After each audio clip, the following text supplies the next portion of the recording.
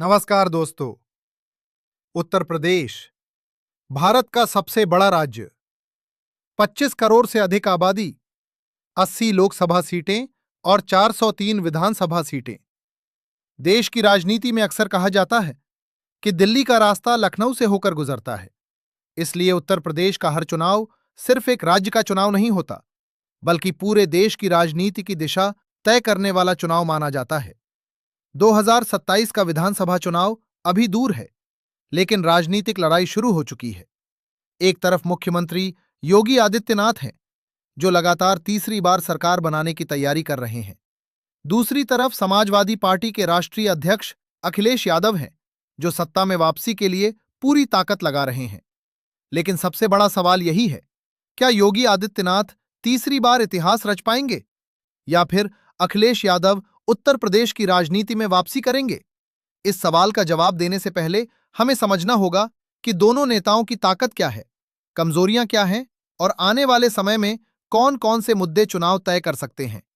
सबसे पहले बात करते हैं भारतीय जनता पार्टी की। 2017 में भाजपा ने उत्तर प्रदेश में प्रचंड बहुमत हासिल किया। 2022 में भी पार्टी सत्ता में लौटी। अब भाजपा का लक्ष्य लगातार तीसरी बार सरकार बनाना है। भाजपा की सबसे बड़ी ताकत हिंदुत्व, सांस्कृतिक राष्ट्रवाद, राम मंदिर, काशी, कानून व्यवस्था, विकास, इंफ्रास्ट्रक्चर और केंद्र व राज्य सरकार की कल्याणकारी योजनाओं, इन सभी मुद्दों को साथ लेकर चुनावी अभियान चलाती है।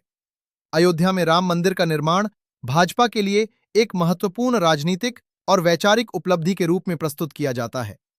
वहीं दूसरी ओर समाजवादी पार्टी के राष्ट्रीय अध्यक्ष अखिलेश यादव अयोध्या राम मंदिर के चढ़ावे में कथित गड़बड़ी और चोरी के मामले को लगातार बड़ा राजनीतिक मुद्दा बना रहे हैं।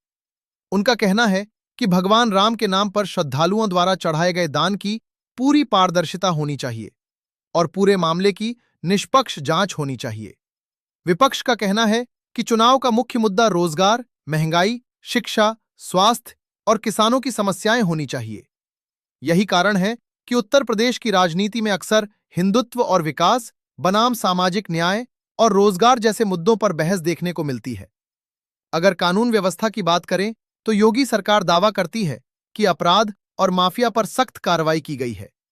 दूसरी ओर विपक्ष कई घटनाओं का हवाला देकर इस दावे पर सवाल उठाता है, यानी ये मुद्दा भी चुनाव में बड़ा रहने की संभावना है। अब बात करते हैं समाजवादी पार्टी की। 2022 के विधानसभा चुनाव में हार के बावजूद समाजवादी पार्टी सबसे बड़ी विपक्षी पार्टी बनकर उभरी। इसके बाद अखिलेश यादव ने अपने संगठन को मजबूत करने और नए सामाजिक समीकरण बनाने पर ध्यान दिया। अखिलेश यादव लगातार पीडीए यानी पिछड़ा, दलित और अल्पसंख्यक की राजनीति को आगे बढ़ा रहे हैं। उनका मानना है कि यदि इन वर्गों का व्यापक समर्थन मिलता है तो सत्ता परिवर्तन संभव हो सकता है। इसके साथ ही समाजवादी पार्टी बेरोजगारी, महंगाई, किसानों की आय, शिक्षा, पेपर लीक, युवाओं और सामाजिक न्याय जैसे मुद्दों पर सरकार को घेरती रही है। लेकिन चुनाव केवल मुद्दों से नहीं जीते जाते। उत्तर प्रदेश में जातीय समीकरण भी महत्वपूर्ण भूमिका निभाते हैं। हर राजनीतिक दल अलग अलग सामाजिक वर्गों तक पहुंच बनाने की कोशिश करता है।